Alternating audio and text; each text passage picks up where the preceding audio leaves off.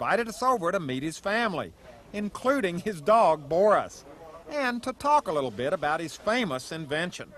And in true Santa Cruz style, we decided to climb up on the roof to talk. Now we got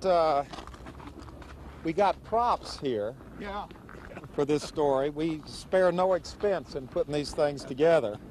You're the man who started all of this, and Yeah, this was it, wasn't it? That was one of my first suits. Actually, the first thing I did was take a piece of unicellular foam. It was a plastic foam, and I used to put it together with a soldering iron. And in those days, we used to wear kind of what we call a bun hugger, a suit that fits close. And I'd put that on and put the suit on over the top. And a girl's bathing hat would make the difference of whether or not it could go in when the water gets below 50 degrees. Really? You get those ice cream headaches. Now, what is this thing? What exactly? Because what I did here, what we used to do is wear sweaters. We would get a lot of cooling by evaporation, and this foam didn't have the tensile strength to hold up on its own. So what I did, I put some plastic over the top, because then I'd get the water to roll off, and we wouldn't have that cooling by evaporation. This is very old. This used to be smooth, and it's kind of crinkled up. This is one of the first suits. Well, this should be in the Smithsonian Institute or something like this. It's like a straitjacket.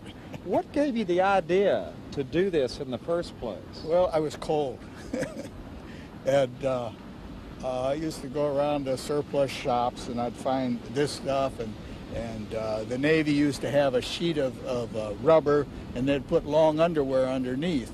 But when you surf with that stuff, it would come apart, and you get water in there, and you lose buoyancy, and you lose your insulation and such. So it's just something that kind of evolved over many years. Of course, when it started out, the guys from down south, they used to come up here and laugh at us. For wearing the wetsuit? Wearing a suit. And the first suits would come down to here, to Bermuda length, and then be free here. And if you wore a long suit, you looked kind of odd. Actually, you looked odd in the Bermuda when they first started. And a full suit was unheard of then. But it's something that just evolved. Did he try out some of the prototype wetsuits on you all when you were children? Were you all the guinea pigs? Yeah, I guess you could say that.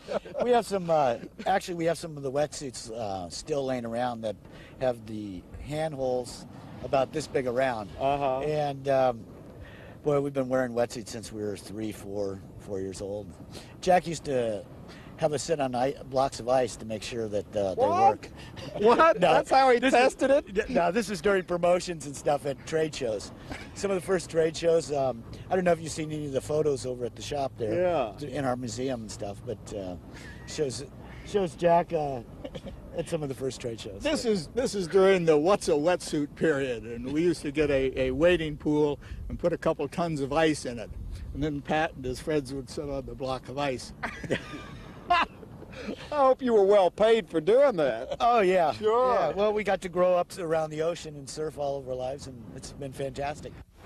So the surfing tradition continues in Santa Cruz. A tradition started over 100 years ago when native Hawaiians first brought it here.